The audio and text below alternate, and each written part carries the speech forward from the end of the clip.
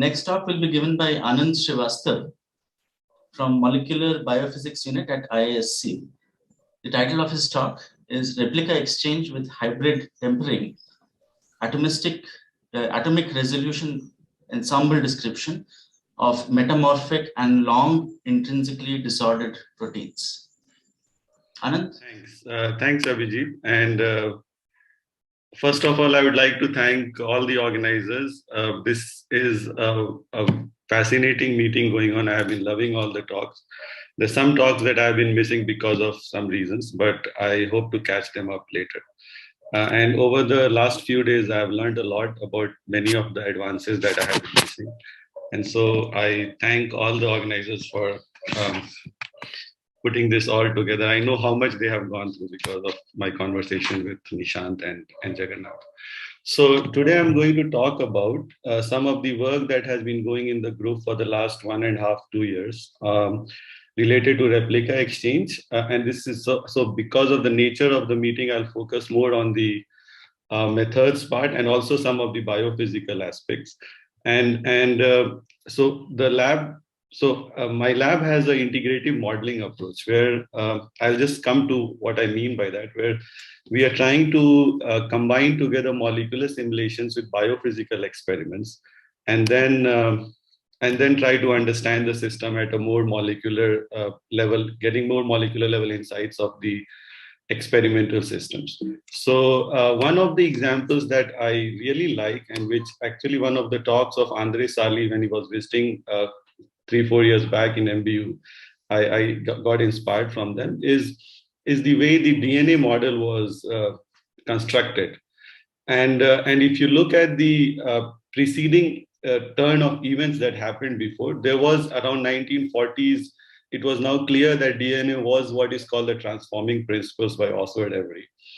And then soon some more information started coming out, like the guanine and cytosine were equal in number, and adenine and thymine were equal. And then at the same time, though Pauly had actually come up with the idea of hydrogen bonds in the 30s, it was in the early 1950s that he published this article in PNAS where he showed how the hydrogen bonds actually stabilize the alpha helices and beta strands. And all these, and at the same time, there was this data of Rosalind Franklin, which I guess Watson and Crick just happened to look at and used it for the model. And so they combined together all these current information in the past and came up with this idea of how a DNA would look. And this was a very important development, as we all know, because putting together all this disparate experimental information and coming up with a model that actually solved to a large extent the, sorry, I'm not able to change, the how we are genetically constructed and how, and the moment the structure was solved, and at that, for a long time, form is function has been the paradigm in structural biology. It was very obvious how this double-stranded DNA structure is the genetic carrier of the genetic information, because it could make exact copy of itself and it could carry genetic information. And over time, people started the central dogma and everything became more formalized. And we now know that the DNA, RNA, and the protein whole pathway, right? And so you have these proteins that are getting expressed because of the sequences in the DNA eventually moving on to RNA. And this is something that all of you know. And these polypeptide chains will eventually fold and do their function. And for folded proteins, they have very specific, the way the nature has evolved is that you have a sequence which would fold into a certain form. And that form actually is the functional form, like that fold is meant for the function. And so one sequence, one fold, one function kind of thing has been there for a long time. And the way people have always thought about protein folding or conformations of protein has been used. So this kind of framework was popularized by Peter Olness, Onichik, and Viman Bakshi also is one of the main contributors in this. So you have these whole free energy landscape where the proteins can exist in multiple conformations in a dynamic equilibria, and they can exchange conformations. But for folded protein, what happens is that the gap between the native state and the next tightest state is so large that most of the population actually is of the folded state, and you have very, very sparse population of the rest of the state. But even in this situation, you can have exchanges, very long time exchanges. And this has been the paradigm that we have been thinking in terms of protein folding and protein conformation landscape, right? Now, if you actually look at, and so this is what I was saying, in the folded protein, you have this big gap. And so most of the time, the protein exists in this folded conformation. And this took a paradigmatic shift about 25, 30 years back with this finding of a new class of functional proteins called intrinsically disordered proteins, where you have these multiple conformations existing in very fast exchange or with kind of equivalent populations. It's not like one of them is severely populated and the other. And the other thing is that depending on what kind of environment they are in, they would actually take the form that they want. And so there's also the intrinsically disordered protein, which you can put it like the regions of the protein, which could be IDP or multi-domain proteins you can think of. So the idea is that there's a dynamic equilibrium between these different conformations. And so with this, we wanted to actually look at some of the problems, which I'll come to, some of the bigger IDP problems. But for the sake of the talk, these are some proteins that I will be talking about, where we have applied our replica exchange method and tried to show what we have learned from this. And so this method we have taken, for example, standard systems which is used for validation, like alanine dipeptide or trip cage, and also beta hairpin, and shown that the fold is happening, what is available in the literature and in the experiments. But we have also looked at IDPs like histatin 5, amyloid, a peptide that is kind of known for AMP, antimicrobial peptides, and also metamorphic proteins. So I'll talk about those. Metamorphic proteins are one that actually have two different conformations, and unlike the IDPs, they actually have they don't have the shallow free energy landscape. They have two deep basins. And so we wanted to test all of this with this method using the replica exchange framework. And the main objective was to solve larger problems that are happening in collaboration with experimental group. One of the problems that we were trying to work on is that there are certain channel proteins that have these long C-terminal tails, all the way around 120, 130 amino acid long. And these proteins actually respond to multiple stimuli in the cell. So they are leaky channels. They open to heat, anesthetic lipids, pH, lactate, and many other cofactors. So we wanted to, our hypothesis was that is the long C-terminal tail, about 120 amino acid, is an IDP in nature. And it changes its conformation so that depending on what kind of environment it is, it becomes more stabilized and carries on the function. I'll not be talking about this protein because I wanted to focus on the another data that we have, which is a protein of a protein with long low complexity domain, which is this around 124 amino acid long. And so this is a ribonucleic protein with some folded region, and they have a long 124 amino acid low complexity domain, which I will be talking about, which we have subjected to replica exchange and worked on. And it has two parts. One is the RGG part, RGG rich domain. Because it's low complexity, you have this arginine, glycine repeats. And then there's a prion-like domain, which is also a part which is towards the end of it, which mediates liquid-liquid phase separation and eventually could lead to amyloid formations and so on and so forth. So RGG is the one that binds to different forms of RNA, which we are interested in. And the PRIDs are the ones which actually mediate these phase separations of the IDPs. Okay, so with this, let me, and so the idea is that this RGG domain can, so I will not go into the biophysics of the problem, but the idea is that can we find, so this protein actually mediates telomere maintenance, which is important for cell division and longevities. And the idea here is to see how these RGG or the LCD domain binds with different kinds of RNA higher order structures that are found in the cellular context. So what is the binding conformation with, let's say, a overhang or a duplex or a quadruplexes and quadruplexes of different types. So this is the problem we are trying to solve. And for some reason, I'm having trouble changing slides. And you can, so IDPs are useful because it's now very evident that they can do multiple functions. And this is an example that I put together too. So it's not like one sequence, one fold, but one sequence, multiple folds and multiple functions. And that is now obvious to all of us. So I wanted to highlight so functionally it is very rich, but it is very, very intractable to study this from a classical structural biology point of view. And I wanted to put out some example to make this point. So think of a Newton ring, right? And if you actually rotate the Newton ring very fast, you get this white kind of image.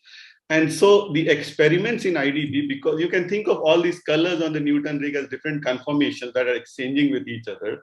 And because of that, the average that you get in experiments is an ensembled average. And so you end up getting this white thing, and the whole job is to actually deconvolute this whole process, get the conformations that are possible, and then and you need a machinery for that. And there are many different machineries for this. For example, you can do the way I am doing, you can do advanced sampling replica exchange. You can actually just create a statistical kind of conformations like people do in polymers, where you can change the angles and dihedral angle and create a database of conformation, or you can do some sort of a Bayesian inference or guide it by having some experimental data. So I'll talk about our way of doing things. And the whole idea is, once you have all these conformations, that these methods which are actually taking this information and giving you this whole breakdown, then you would like to do some more biophysics or science with it, right? And then you actually would develop or find out or use some method which will group them together into different kind of conformations. And these conformations can then be used, for example, as molecular recognition units, or you can also look at how they're binding, what is the binding geometry. There are kinetics, you can actually look at how the exchanges are happening. And so this sets you up for studying something more interesting thereafter. And so I'm not going to talk much about how we have come from here to here. This is a method that we have developed recently of having a very homogeneous kind of IDP clustering. And so this helps you do a lot of things that I hope I can show you what we are doing. So a short primer on replica exchange. I'll be quick because I can see that if at this speed I may not be able to finish. I mean, for this audience, I don't need to say this, but think of it as, so the important thing that I want to bring out here is the idea of detail balance, or a constant random walk in the replica space. So that needs to be guaranteed. And so you have all these replicas at different temperatures. This is the classical replicas. And if you have a very high temperature, I mean, from basic StatMech, we know that at very high temperature, the partition function gives you all the possible states, right? All the states actually.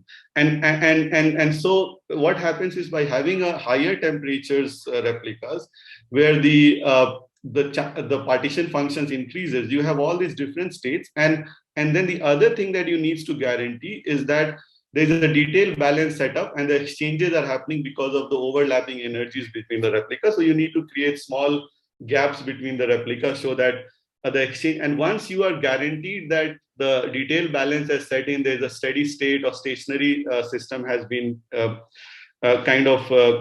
is available, then it means that the sum of the conformations that were highly populated in the higher states, are now making its way to your basic base, where the Hamiltonian is the exact and the temperature is the exact. This is the principle on which replica exchange works. We had no intention of developing a new method. We just wanted to use some of the available method. And so the problem with the classical replica exchange is that you need way too many replicas because of the guaranteeing overlap. And for simple example of alanine dipeptide, you would need many more replicas actually.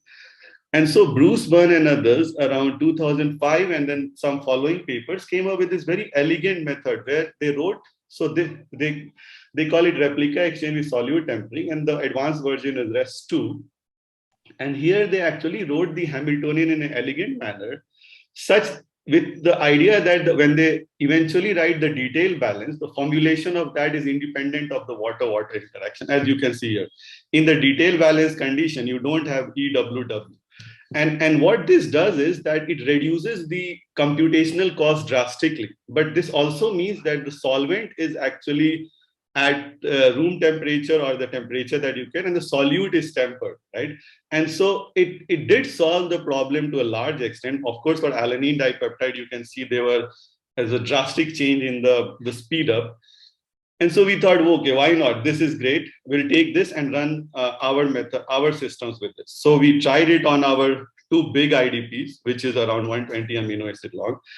And what you start seeing, this, even though this I'm showing it for 150 nanosecond, even if you extend it for 800, 900 nanoseconds, you do see these exchanges not happening across the replica. And this violates the principles that replica exchange is based on, because you want to make sure that the system has reached a stationary state. And you know, those Markov chain, those of you who have worked in this would know, like there has to be a Monte Carlo Markov chain kind of setup guaranteed. And this is not happening here. What we very interestingly saw was that you have these higher replicas that are forming eddies, and the lower replicas also form eddies. And there is some transition point where the flip is not happening. And this is quite interesting. And I'll talk about it in a few minutes. Sorry, I'm just keeping a watch of my time. And so then what we did, Rajeshwari, who is a postdoc in the lab, supported by Early Career Wellcome Trust, DBT, she came up with this idea, Anand, why don't we just try to tweak the temperature of because we knew that there were some entropic barriers coming out, because this is a classical case of entropic where eddies getting formed, stabilized, the more extended systems are stabilized in themselves and the other systems. So she came up with this idea of combining temperature replica exchange and Hamiltonian replica exchange, REST2. And so very mildly, we tweaked the water temperature. We didn't raise the temperature as much as classical replica exchange. And so by combining this, and then we wrote up the detailed balance conditions and kind of implemented it in Plumed. And then you can clearly see how the replicas actually started moving across the replica space, which now guarantees that the detailed balance is set up. So then we were set to solve some of the problems that we cared about. So first, a smaller system, which is the antimicrobial peptide Histatin 5, which is one of very interesting IDPs, because unlike other IDPs, which are, there is this nice charged hydropathy plot on IDP. And to the right of it, actually, you have a folded system. And to the left of it is disordered. And most of the studies that you see happens in this regime. But Histatin 5 is unique and interesting, more fuzzy, because it has very low hydrophobicity and very high charge. And so most of the methods are not able to capture the whole ensemble. And our method we could see, so this is the data of SACS that we got from Mary Scapo's lab. And you can see how nicely it is actually coming on, which suggests that we are able to actually, because this is an ensembled average data, the SACS. So it means that the populations of individual conformations, you compute the SACS, and then when you weight them up with respect to their populations, they're giving you an experimental Crafty plot information, which gives you confidence about the set of conformations that you are actually sampling. And if you actually look at the free energy landscape, you get this very classical IDP kind of this kind of IDP, which is highly unstructured, a flat bottomed board kind of free energy landscape. And I have some more later on this. Now, then how did it work on RFAH, which is another, I couldn't get chance to talk about the biophysics of this metamorphic protein. Very, very interesting class of proteins from the point of view of evolution, how the IDPs actually can have multiple states. And these class of proteins can actually just have two states. And they're very, very functionally important and just emerging at this very interesting functional aspects are coming, 3-4 proteins that we have been trying to work on. And so you have this protein where you can, now we start from this structure, and the idea is to go to this structure. And you can see how so simulation started with this structure in our method. And eventually we were able to come to around 0.3, 0.4 nanometer of error so you can see like here around 3 angstroms of error we get on this. So we are able to actually look at the change in conformation from a double helix connected by a loop to a beta stranded system. And to me, this is a big change, and a method capturing this is something very, of course, there can be questions about, do we know what is the pathway of unfolding and refolding back? Does it partially unfold and refold? So those are some of the things that there is a lab in MBU which is trying to work on taking information from this and also with their own expertise in the NMR. So I'm hoping that this will help solve some of those problems. Does it fully unravel and then refold, or there are other pathways that can be taken? Of course, this is a statistical thermodynamics study, so you don't get information on the kinetics or pathways here.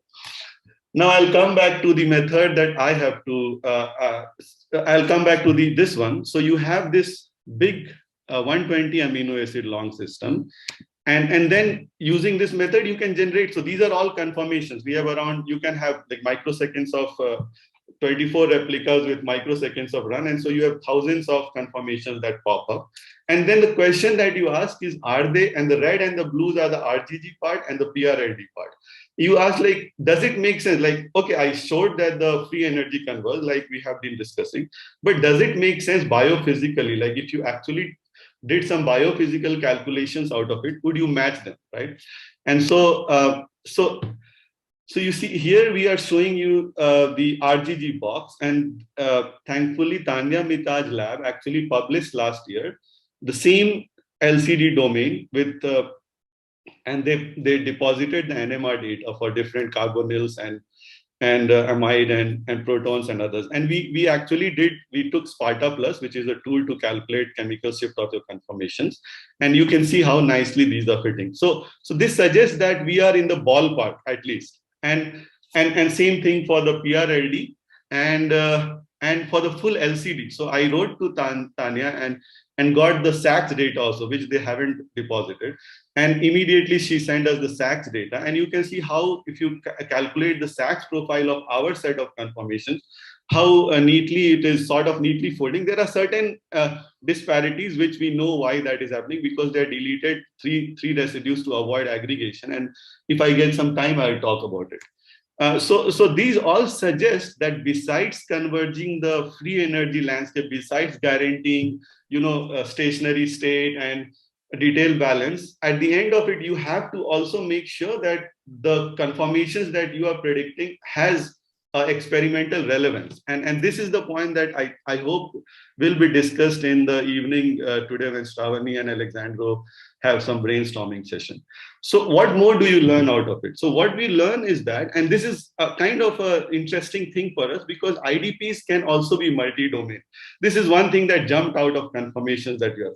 So when you draw a contact map, you see that these two domains actually having hardly any contact with each other. There are, of course, reasons sometimes they come together, but on a statistical level, they are separated out. And this is very interesting because you have a long LCD and you have a multi-domain feature of it.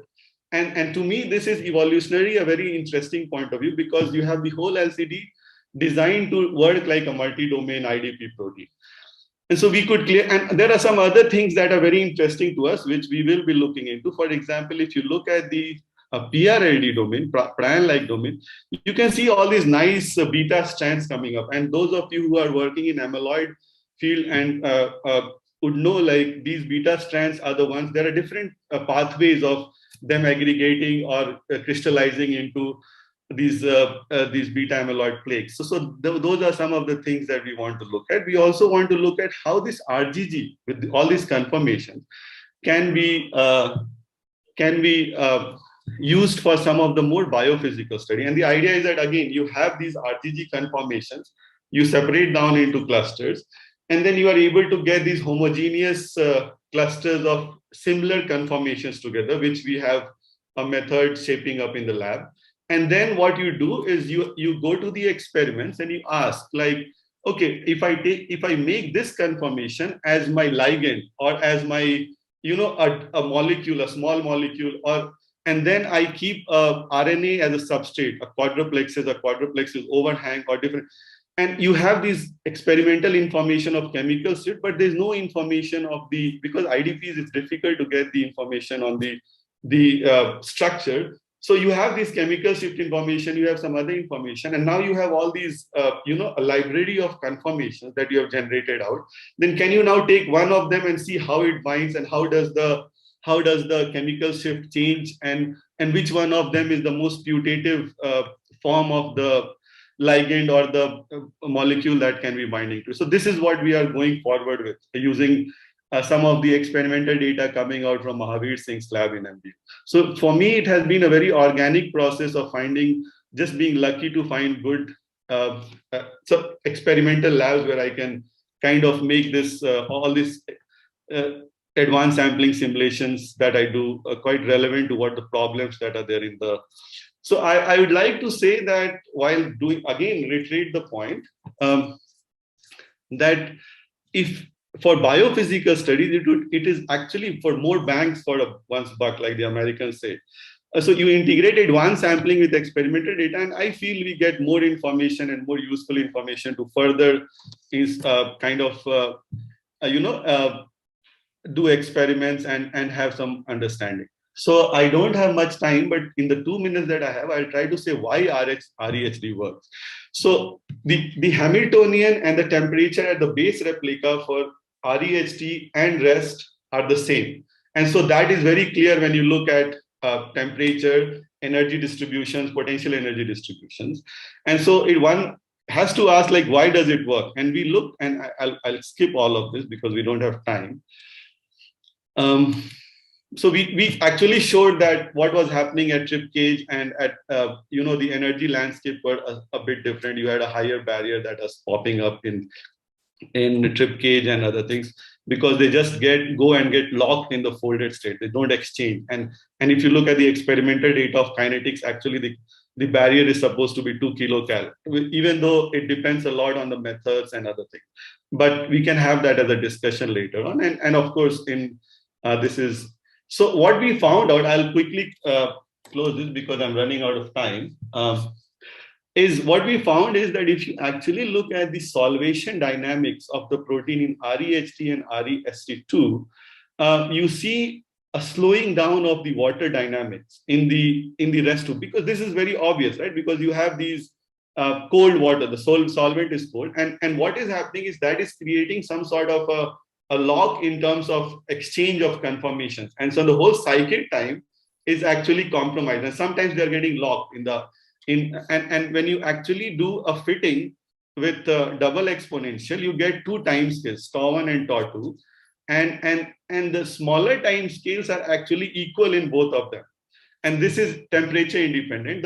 The slower time scales are faster in the REHD, which means that there are more exchanges happening. And so we also connected that to conformations, like those which are more compact versus, I'll skip that and maybe keep it for discussion.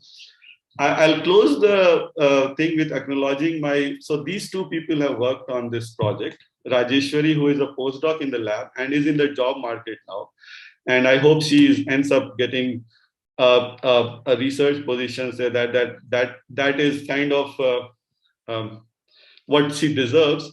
And I hope you will look into her applications if it comes to your institution. And Iravati has done most of the work on HNRNP1 analysis and kind of running them.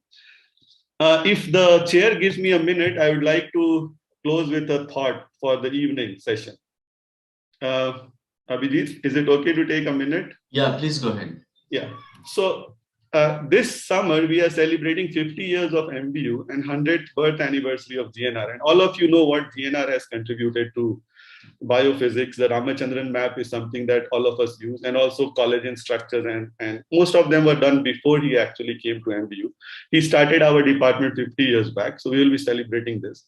And what I wanted to say after listening to all the talks here, and which probably Shravani and Alexandro can bring up if they like, is CR, who was the student of Ramachandran, actually did all this calculation of alanine dipeptide on a merchant calculator, where only 4 basic operations were available. There was no trigonometric function, so they had to use Clark table. He has to manually feed this.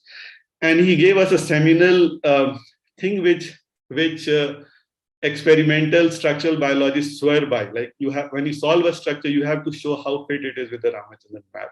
And so this is something to think about in the times of data explosion. So like a proper modern day person, every night before going to bed and every morning I open up my Twitter and my Facebook and follow some. And this is what it struck me for the sake of discussion.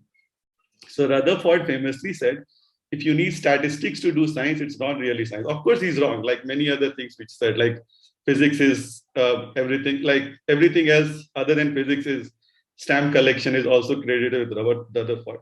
But I like this viewpoint. What he really meant is that if you do the right experiments, you don't need much statistics. Of course, that can also be wrong. But just as a way to think about things and introduce some discussions, I wanted to bring this up. And with this, I'll thank you all and take up some questions. And I apologize for bringing this point. I just couldn't keep myself away from it. Thank you, Anand, for the talk. So we have time for a few questions. Jagannath says, hi Anand, very impressive method. Can you elaborate how much heating of solvent is necessary in REHT? And is it all solvent being heated? Yes, all solvent is being heated. And effectively, the temperature you can, I hope I have so you can see here, so we did this analysis where it's actually had we been able, so let me first answer your question directly. So in alanine dipeptide, you have these, so there is an effective change in temperature, what we call. So you don't change the temperature to the same level that you do in regular replica exchange. And so because you are changing the Hamiltonian and the replica and the temperature together, it's very difficult to actually find out what is the exact effective temperature that it goes. But we around go around like around 360, 380 at max 400 degrees Kelvin is what we have been doing. And the other point, it would have been nice, actually, there's some theory that needs to be done. If we are able to do that, then we may be able to find, like how you can reweigh the other replicas, and then the statistics will be much better. So that is something that we need to sit down and work on. Yes, I hope that answers your question, Jagannath. Okay, Shrikant Shastri has raised his hand. Shrikant, you have a question? Yeah, so Anand, about this method of solvent tempering, there's something I probably missed. So unlike your conventional parallel tempering, I guess if you're only applying sort of this parallel tempering to some degrees of freedom, the solvent in this case, you can't really be applying different temperatures, right? So you do Hamiltonian perturbation instead, because otherwise you wouldn't have an equilibrium sampling of the system. Okay, so if I understand your question correctly, you are saying that the other non-base replicas, you cannot have both the temperature and the replica and the Hamiltonian change together. Is that what you're asking? Yeah, I mean, you can't, I mean, if you have two subsystems that are at different temperatures, that's a non-equilibrium system. So you cannot have. Yes, but that is what happens in the classical replica exchange, right? So you write a detail. So you have you write a detail balance of exchange between the two states, and those detail balance conditions are different for different kind of perturbations that you have done to the system in different replicas. For example, in the temperature replica exchange, you still are running replicas at different temperatures. And then you are having these exchanges happening, and those exchanges are based on Monte Carlo metropolis criteria or whatever criteria comes about. Similarly, in this case, you keep track of what are the changes that are happening in the Hamiltonian and the temperature, and then you rewrite the whole exchange criteria differently, and then that is what you are, that is how you are selecting whether the exchange can happen or not happen. And once you do that, you can guarantee that a detailed balance condition has been set up across the replicas. Okay, I'll follow it up offline. The second part of the same question is, sort of the conventional wisdom is Local thermalization always happens fast, right? So what exactly, so in other words, um, if you have sort of a change in, so what is, why you had a slide saying why does it work, but I didn't really. So the local thermalization would be the faster time scales. And what happens is that eventually the replica exchange with solute tempering will also converge. I mean, because that is how, I mean, this is, it's just that the time of exchange or the barriers that are introduced in the system are artificial in replica exchange with solute tempering. As you could see in, I'll show you in a trip cage data that we have, just give me a second. So if you look at the trip cage data, here, so this is the the solute tempering method, and you can see like as soon as it folds, it has this barrier which is around 6 kilocal per mole. This is at every statistics is at the base replica, but the moment it folds, it just stays in the folded regime, and this is also partially blaming on the way the force fields are developed, because once they tend to stabilize the secondary structure more, and particularly if the water interactions are not like kind of concomitant with it. In this one, what happens is you don't see such a large barrier. So the cycle time between the replicas have come down, and this barrier of 2 kilocal, even though experiments are kind of all over the place with respect to barrier for the trip cage, roughly 2.1, 2.2 kilocal is what you get. Of course, there are other nuances about how the slowest collective variable that needs to be decided for the actual barrier and so on. So what I feel is happening is that at the higher replicas in rest, because the water is cold, once the protein are extended, they are stabilized by all the interactions with the hydrogen bonds, and it takes longer for them to actually move away from those entropically stabilized conformation, and hence I save it on the cycle time. So the cycle time of exchanges increases.